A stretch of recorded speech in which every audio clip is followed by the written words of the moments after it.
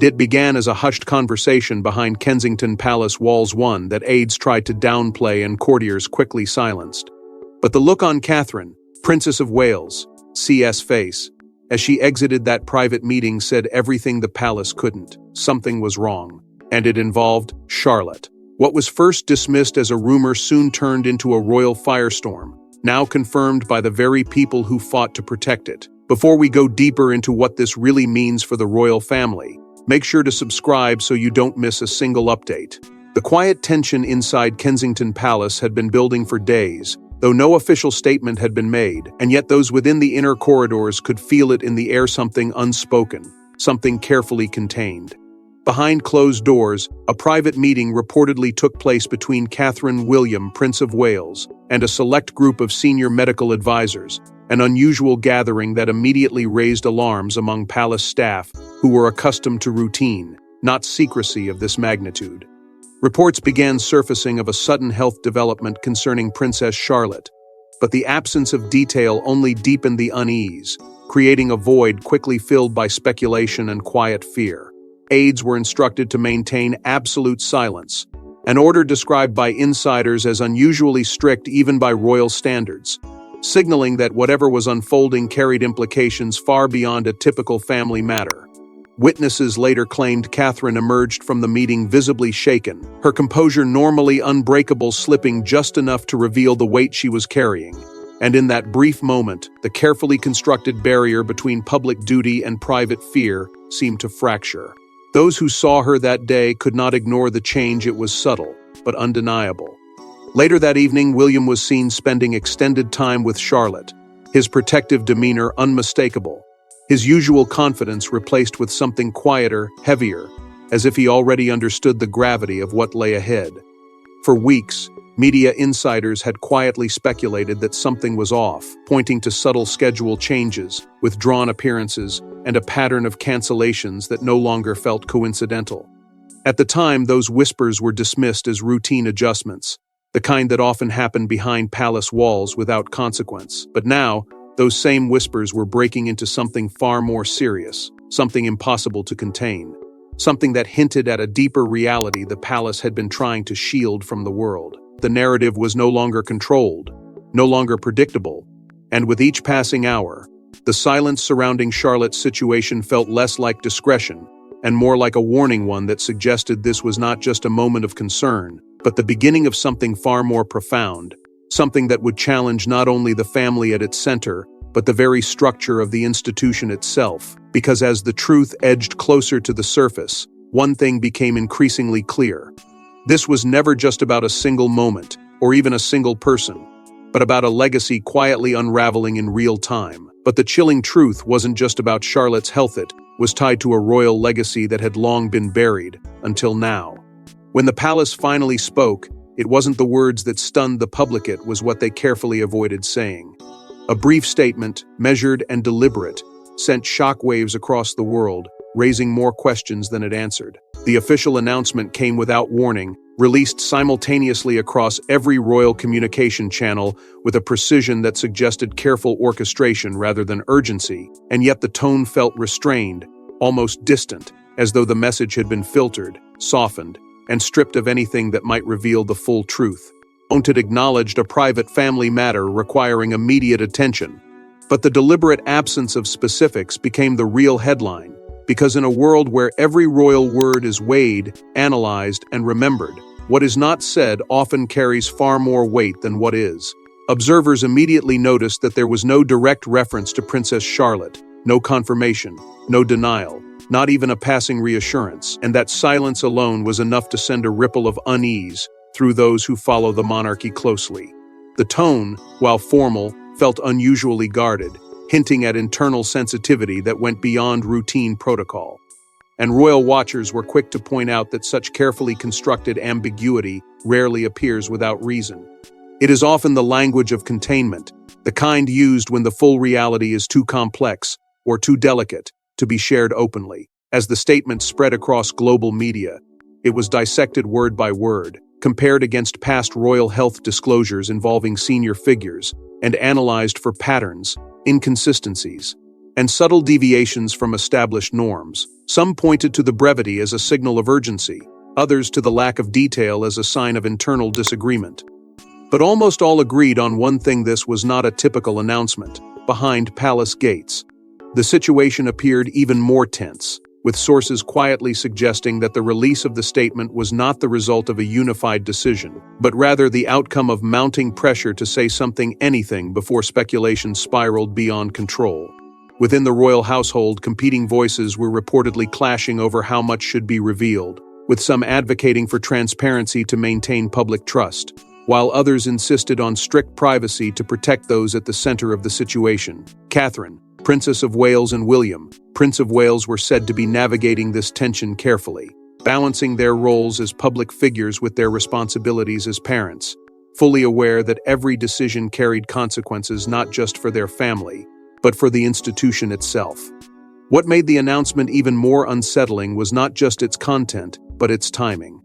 It arrived at a moment when subtle signs had already begun to surface: missed appearances, altered schedules, a shift in tone that had gone largely unnoticed until now. In hindsight, these details began to form a pattern, one that suggested the palace had been managing this situation quietly for longer than anyone had realized. And as global attention intensified, the controlled narrative began to show signs of strain, with each new interpretation adding another layer of complexity to an already fragile situation. The announcement, rather than calming fears, ignited a wave of scrutiny that reached far beyond the immediate concern, drawing attention to the inner workings of the monarchy itself. Questions emerged not just about what was happening, but about how it was being handled, and whether the traditional approach to secrecy could withstand the demands of a modern, hyper-connected world. The pressure was no longer contained within palace walls, it was expanding outward, fueled by uncertainty, curiosity, and a growing sense that something significant was being kept just out of reach. And as the world tried to make sense of what little it had been given, the silence from within only made the situation feel more fragile, more unpredictable, as if the truth was there, just beneath the surface, waiting for the moment it could no longer be held back. But as the world focused on the announcement, a far more unsettling story was quietly unfolding behind palace doors. Long before the public heard a single word, the signs were already there, subtle, scattered, but impossible to ignore once pieced together. What initially appeared as routine adjustments now feels, in hindsight, like the early tremors of something far more serious, something quietly unfolding beneath the surface, while the world carried on unaware. Insiders began reconstructing a timeline that painted a far more complex picture than the palace's carefully managed narrative, one that suggested the truth had been unfolding in fragments long before the official announcement ever reached the public. Weeks earlier, Princess Charlotte had reportedly withdrawn from several planned appearances, a decision that at the time was dismissed as nothing more than a minor scheduling change, the kind that rarely invites scrutiny. But behind the scenes, those closest to the inner workings of Kensington Palace began to notice patterns, small, seemingly insignificant shifts that, when viewed together, told a very different story. There were increased medical consultations, conducted quietly and without the usual visibility that accompanies royal health matters, and access to certain areas of the residence became noticeably restricted, with only a select few permitted entry. These were not random decisions, they were controlled, deliberate, and carefully executed, suggesting that whatever was happening required both precision and secrecy. Catherine, Princess of Wales, known for her consistency and commitment to public duty, began scaling back her engagements, with last-minute cancellations that raised quiet concern among royal correspondents who had long observed her reliability. Each cancellation was explained, each absence accounted for, yet the frequency began to stand out, creating a subtle but undeniable shift in the rhythm of her public life. At the same time, William, Prince of Wales, typically a visible and steady presence in his official role, appeared increasingly focused on family matters, often declining additional commitments that would have once been routine. His priorities seemed to shift almost overnight, though no explanation was offered, and it was this silence, this absence of context, that began to draw attention. Observers now believe these moments were not isolated incidents, but early indicators of a situation that had been carefully managed out of public view. a reality that was being contained with remarkable discipline. As the timeline continued to take shape, it became increasingly difficult to ignore the possibility that the palace had been aware of these developments far earlier than it had acknowledged, choosing discretion over transparency in an effort to maintain control. This was not unusual in itself. The monarchy has long relied on careful messaging and measured disclosure, but the scale and consistency of these adjustments suggested something more significant, something that required a level of coordination rarely seen outside of major royal events. And as these details began to surface, questions emerged not just about what had happened, but about what had been intentionally kept hidden, and the reasons behind those decisions. The narrative, once tightly contained, was beginning to unravel, thread by thread, as each new detail added depth to a story that was far more intricate than anyone had initially imagined. What had started as quiet speculation was now evolving into something far more compelling, something that challenged the official version of events and hinted at a deeper truth waiting to be uncovered.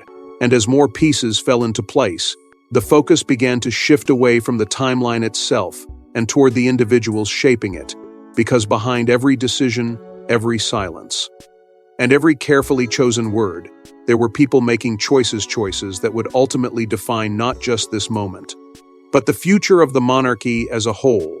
And as the timeline grew clearer, attention began shifting toward the people making the decisions behind it, behind the grandeur of palace corridors. A different reality was unfolding, one defined not by ceremony, but by urgency, tension, and quiet disagreement.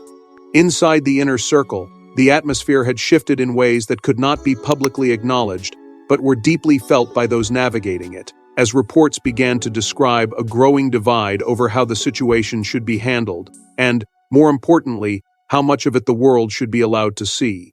Senior advisors, many of whom had spent decades protecting the monarchy's image, reportedly urged caution, insisting that privacy was not just a preference, but a necessity, especially when it involved a child at the center of such intense attention.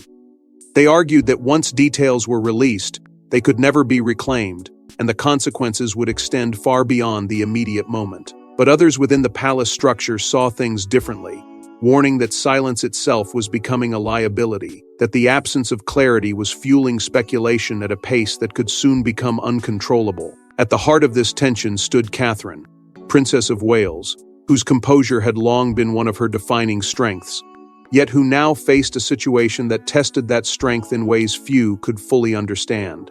Those close to the matter suggested that her focus had become singular, unwavering in its purpose to shield Princess Charlotte from the growing storm, to protect her not only from public scrutiny but from the weight of expectations that come with being part of the royal family.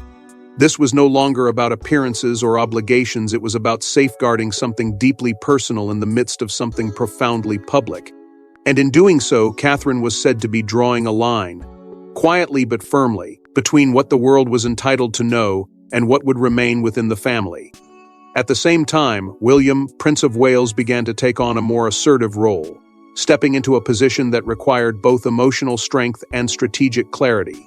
He was not only navigating his responsibilities as a father, but also as the future of the monarchy, ensuring that every decision aligned with both immediate needs and long-term expectations.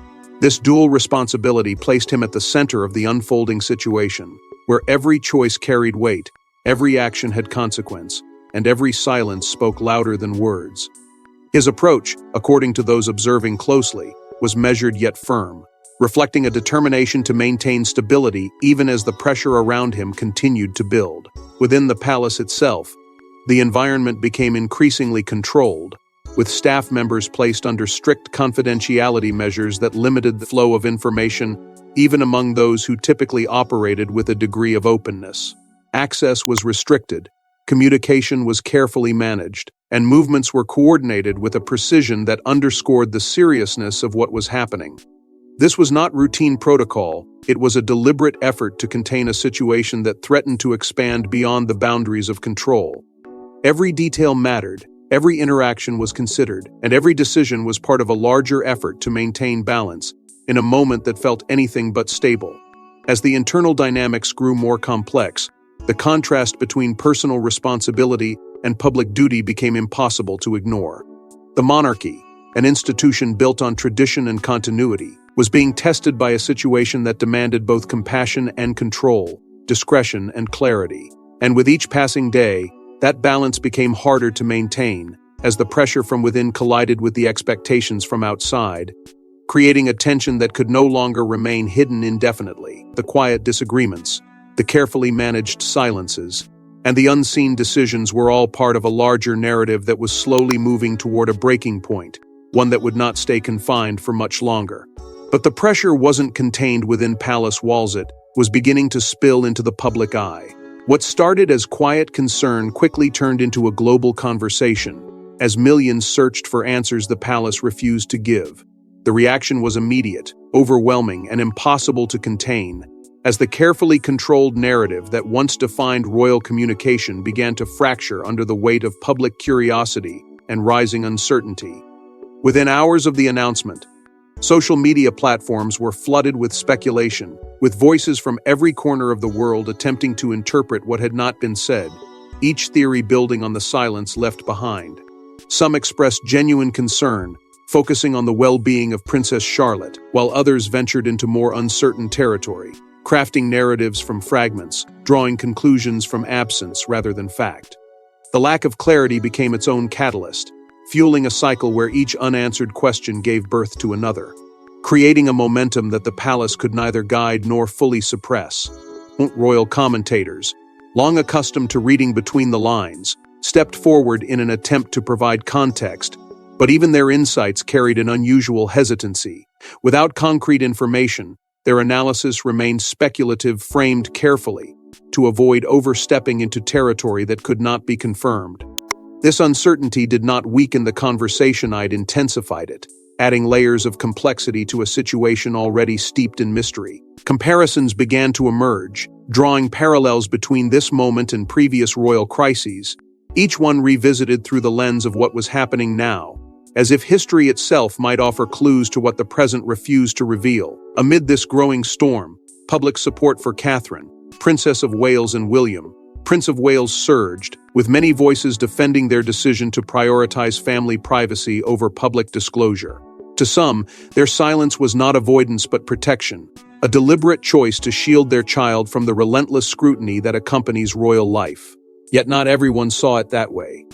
Critics began to question whether the monarchy's long-standing reliance on discretion could withstand the demands of a modern, hyper-connected world, where information moves faster than ever, and silence is often interpreted as something more than restraint. Media outlets, sensing the significance of the moment, intensified their investigations, seeking connections, patterns, anything that might bring clarity to an increasingly opaque situation. Each report added another layer, each headline another perspective, until the story itself began to evolve beyond its original boundaries.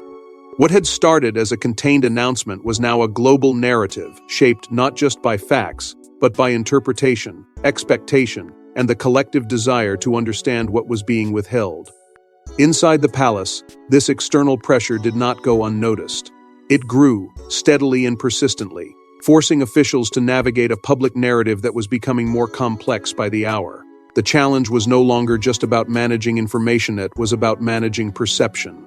About holding on to a sense of control in a situation that was slipping further away with every passing moment. The contrast was striking. A family seeking privacy, an institution striving for stability, and a world demanding answers, all colliding in a way that made resolution feel increasingly distant. What had once been a controlled story, carefully shaped and quietly maintained, was now expanding beyond the reach of those who had created it, transforming into something larger, more unpredictable, and far more difficult to contain. And as the pressure continued to build, as questions multiplied and patience began to wear thin, it became clear that the silence could not last forever, that something would have to give, and when it did, the consequences would reach far beyond this single moment. And just as the pressure reached its peak, a new revelation threatened to change everything. It wasn't a leak, and it wasn't speculation this time. The truth came from within, and it changed the entire narrative in an instant. The second statement did not arrive with the same sudden force as the first, nor did it dominate headlines in quite the same explosive way, but its impact was deeper, more deliberate. and far more revealing in what it chose to acknowledge. Released quietly, almost carefully, it carried an unmistakable intent. This was not simply an update, but a recalibration, a controlled shift designed to bring clarity without surrendering control. While the language remained measured, consistent with royal tradition, there was a subtle but undeniable difference in tone, one that suggested a decision had been made behind the scenes to move the narrative forward, to address what could no longer be left unanswered without risking further instability. For the first time, the statement confirmed that the situation extended beyond immediate health concerns, a detail that instantly reshaped public understanding and introduced a new layer of complexity. What had once been framed as a contained issue now appeared to be part of something broader, something with implications that reached into the future rather than remaining confined to the present. Observers were quick to note this shift, describing it as less guarded and more deliberate, as though the palace was no longer simply reacting to pressure but actively attempting to regain control of a story that had begun to move beyond its influence. The change was subtle, but its significance was not lost on those paying close attention. Insiders suggested that the timing of this statement was far from accidental. It arrived at a moment when scrutiny had reached its peak, when speculation was no longer just persistent but overwhelming, and when the absence of clarity had become as damaging as any confirmed detail might have been. By releasing this new information, the palace appeared to be walking a carefully measured line, offering just enough to stabilize the narrative, while still preserving the privacy that remained a priority for Catherine, Princess of Wales, and William, Prince of Wales. It was a strategic move, one that acknowledged the realities of a modern audience without fully abandoning the traditions that have long defined royal communication. The revelation did not answer every question, but it changed the nature of those questions entirely. The focus began to shift, moving away from immediate concern toward broader implications, prompting renewed analysis from both media and the public. Commentators revisited earlier assumptions, re-examining details that had once seemed minor but now carried greater weight in light of this new perspective. The narrative was no longer centered on a single point of uncertainty. It had expanded, becoming a layered story that hinted at deeper considerations, long-term decisions, and unseen factors influencing every step. What made this moment particularly striking was not just what had been revealed, but how it reframed everything that had come before. The initial silence, the carefully worded announcement, the controlled responses, all of it now appeared to be part of a larger strategy, one designed to manage not just information, but perception itself. And as this realization settled in, the story took on a new dimension, one that extended beyond the immediate situation and into the broader question of how the monarchy adapts, responds, and evolves under pressure. And yet, even as this new clarity began to take shape, it did not bring resolution.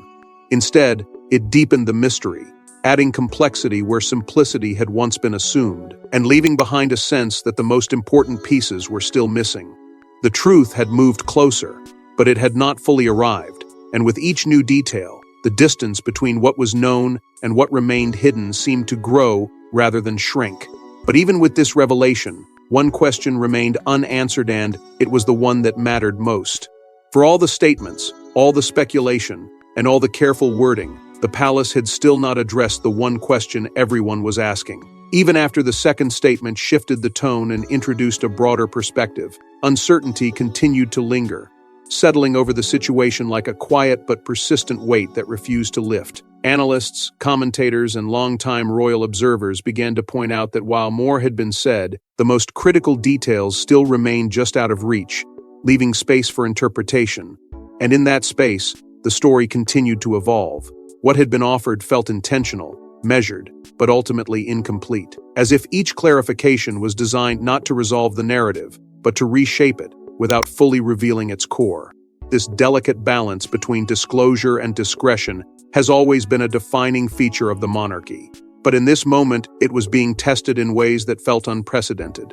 The palace's approach, rooted in tradition, seemed increasingly at odds with the expectations of a modern audience that demands immediacy and clarity.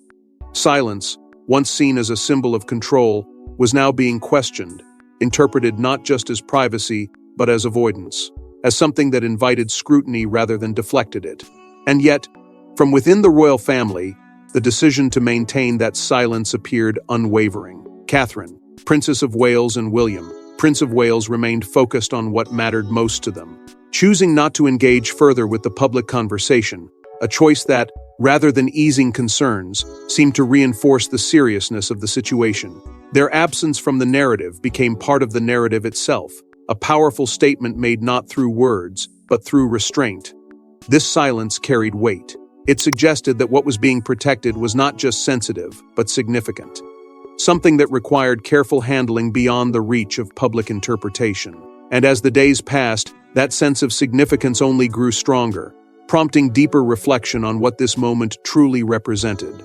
Insiders began to hint that decisions being made during this period were not isolated, that they carried implications that could extend far into the future, influencing not only how the current situation would unfold, but how the royal family would navigate similar challenges moving forward.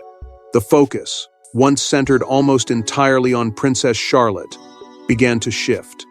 The conversation widened, evolving into something more complex, more layered, as people started to question not just what was happening, but what it meant for the institution as a whole. This was no longer just a story about a single moment of uncertainty. It had become a reflection of a system under pressure, an institution balancing centuries of tradition against the realities of a rapidly changing world. The question was no longer confined to the present, it had begun to stretch into the future, asking how the monarchy would adapt, how it would respond when faced with moments that demand both transparency and protection. And within that question lay a deeper tension, one that could not be easily resolved. The monarchy's strength has always been its ability to endure, to remain steady even as the world around it changes, but endurance alone may no longer be enough. Adaptation, once gradual and controlled, now feels urgent, unavoidable, and deeply complex. The choices being made in this moment, what to reveal, what to protect, and when to act, carry consequences that will shape not only the outcome of this situation, but the path forward. As the world continued to wait, watching closely, analyzing every silence and every statement, it became clear that the answers people were searching for might not come in the form they expected. Because sometimes, the most important truths are not revealed all at once, but unfold slowly, shaped by decisions made in moments of pressure, moments where the balance between duty and humanity becomes impossible to ignore. And as the world waited for answers, the royal family faced a reality they could no longer delay. This wasn't just another royal moment, it was a turning point, one that could quietly reshape the future of the monarchy itself. As the situation continues to unfold, its broader significance is becoming impossible to ignore, stretching far beyond the immediate concern and into the very structure of how the royal family exists in a world that no longer waits patiently for answers. What began as a controlled response has now revealed both the strength and the limitations of a system built on tradition, where silence has long been used as a shield and measured words as a form of control. But in this moment, that balance feels more fragile than ever, as the expectations of a global audience collide with the deeply ingrained instincts of an institution that has survived by revealing only what it chooses, when it chooses. At the center of this moment stand Catherine, Princess of Wales, and William, Prince of Wales, whose actions have subtly but powerfully redefined how they are seen, not just as figures of duty, but as parents first, individuals navigating something deeply personal while carrying the weight of public responsibility. This shift, though quiet, resonates strongly in a modern context where authenticity is often valued more than tradition, and where the human side of public figures is no longer something to be hidden, but something to be understood. Their restraint, their focus, and their refusal to be drawn into the noise have created a contrast that is both striking and revealing, highlighting a new kind of strength, one rooted not in visibility, but in choice. Yet even as this approach earns respect, it also raises difficult questions for the institution they represent. The palace now faces a growing pressure to evolve, to find a way to balance the discretion that has long defined it with the transparency that the modern world demands. This is not a simple adjustment. It is a fundamental challenge, one that forces the monarchy to reconsider how it communicates, how it protects, and how it maintains trust in an era where silence can be interpreted in countless ways. The decisions being made in this moment are not isolated, they are shaping a blueprint, a model that future generations will inevitably follow, whether by choice or by necessity. And that is where the true weight of this moment lies.